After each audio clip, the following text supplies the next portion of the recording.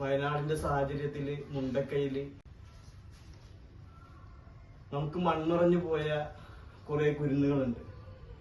കഴിഞ്ഞ കൊല്ലം ഈ മഹത്തായ സ്വാതന്ത്ര്യ ദിനം പതാക ഉയർത്തി സന്തോഷത്തോടെ മിഠായി പങ്കിട്ട്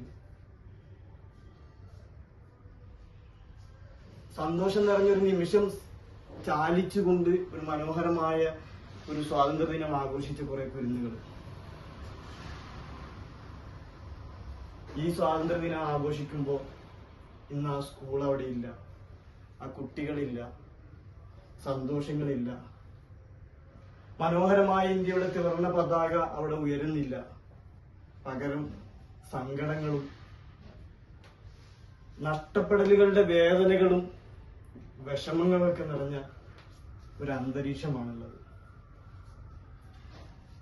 നമ്മൾ ഇന്ന് ഈ സ്വാതന്ത്ര്യ ദിനം ആഘോഷിക്കുന്നത് തന്നെ സത്യം പറഞ്ഞാല് ഇതൊരു ആചരിക്കലാണ്, ആഘോഷിക്കലല്ല. നമുക്ക് ആഘോഷിക്കാൻ നിർവാഹമില്ല. പക്ഷേ പതിനായിരക്കണക്കിന് ലക്ഷക്കണക്കിന് ആളുകൾ ജീവൻ കൊടുത്ത് നമുക്ക് ബ്രിട്ടീഷുകാരന്റെ കരാള ഹസ്തങ്ങളിൽ നിന്ന് വാങ്ങിത്തന്ന ഈ സ്വാതന്ത്ര്യം, അത് ഈ നിമിഷം നാം ആചരിക്കുന്നത് ആ കുരുന്നുകളെ ഓർത്തുകൊണ്ടാണ്.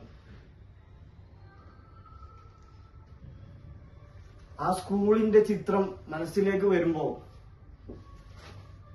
അവിടുത്തെ ഒരു മാഷ് തന്നെ പറഞ്ഞു, നിങ്ങൾ ഏറ്റവും ഭാഗ്യമുള്ള കുട്ടികളാണ് കുട്ടികളെ. കാരണം ഈ മനോഹരമായ ഒരു അരുവിയുടെ തീരത്ത്, ഇത്ര മനോഹരമായ ഒരു പ്രദേശത്ത്, ഏറ്റവും മനോഹരമായ ഒരു സ്കൂളിൽ പഠിക്കാൻ കഴിഞ്ഞു എന്നുള്ളത് നിങ്ങളുടെ ഭാഗ്യമാണ് കുട്ടികളെ എന്ന് പറഞ്ഞ ചില വരികളാണ് ഓർമ്മ വരുന്നത്.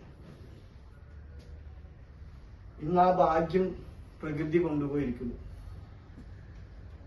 മനുഷ്യനൊക്കെ പ്രകൃതിക്ക് കീഴടങ്ങി ജീവിക്കേണ്ടവരാണ്.